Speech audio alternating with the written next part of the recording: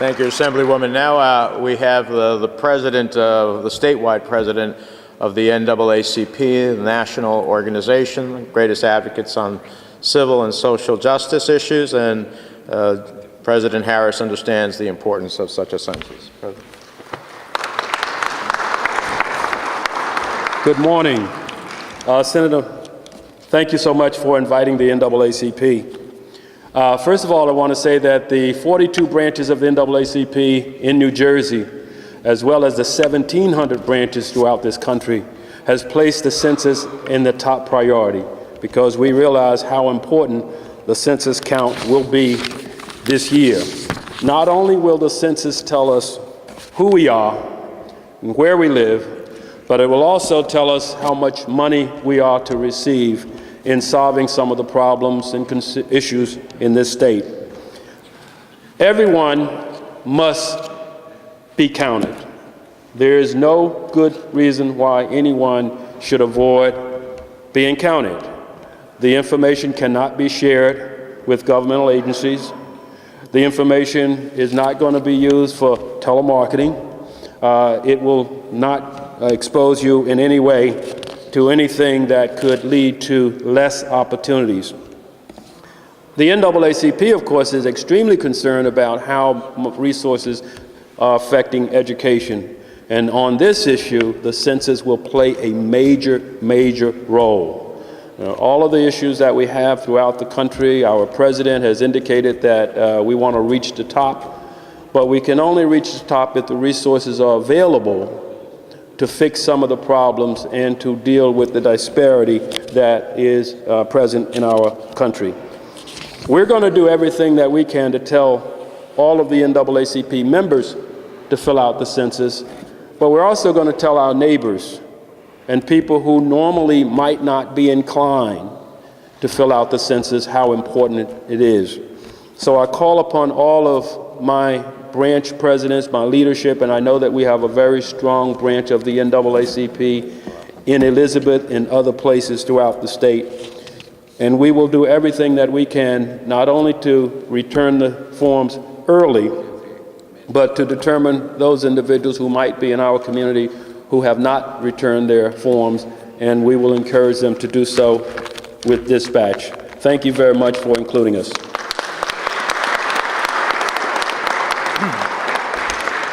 Thank you. And before I call on our final speaker who will answer questions, Mayor Bowledge, just to remind people, we want you to return your forms right away, but it is up to April 19th.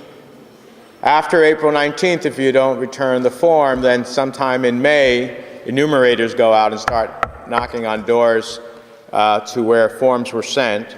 And of course, if you've forgotten or somehow you didn't do it, we want you to answer that person because that person is hired by the federal government, hired by the census, also confidential.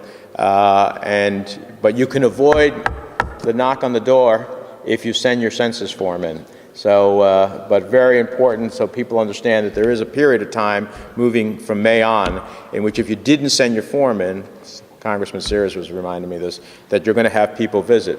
Those people work for the census, they work for the federal government, it's confidential, and we hope that people will answer the knock if they forgot to send it in. With that, a dear friend, someone who is one of the state's finest mayors, as is evidenced by the good work that goes on here in Elizabeth, Mayor Christian Brolwich.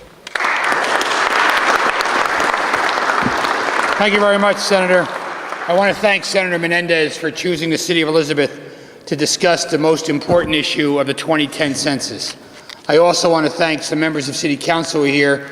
Councilwoman at Large, Patricia Perkins Augusti, is here in the seats. Thank you, Councilwoman, for coming. Councilman Joe Keenan from the 3rd Ward is here. I thank the Councilman for coming.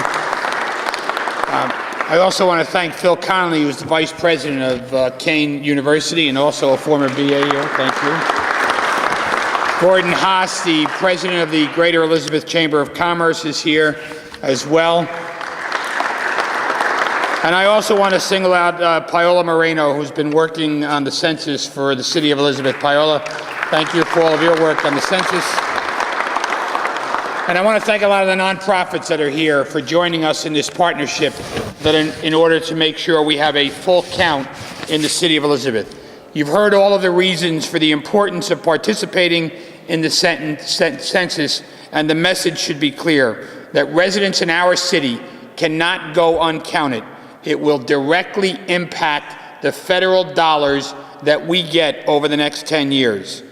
And less money for critical services such as hospitals, public works, job training centers, senior centers, and first responders is not something we want to endure over the next 10 years. We want to maximize our revenue. Our nonprofit partners are especially aware of the magnitude of this effort. And for more than 2 years, we've been working closely with the Census as well as the community partners. Census forms that arrive next week in the mail and actually filling out the required fields is just as important as returning the forms in a timely manner. It is clear the time has come to make this a priority, and we will provide needed assistance and ensure that everyone is counted. So starting on March 22nd, we will have Census representatives helping residents complete their forms at our senior and community centers. Throughout our municipalities, more and more extended family members are living together. It is imperative that all of them are included in the count. While we fared better than other large cities in New Jersey, and we've increased in our population over the last 10 years, our response rate was lower than the national average, and we need to increase it.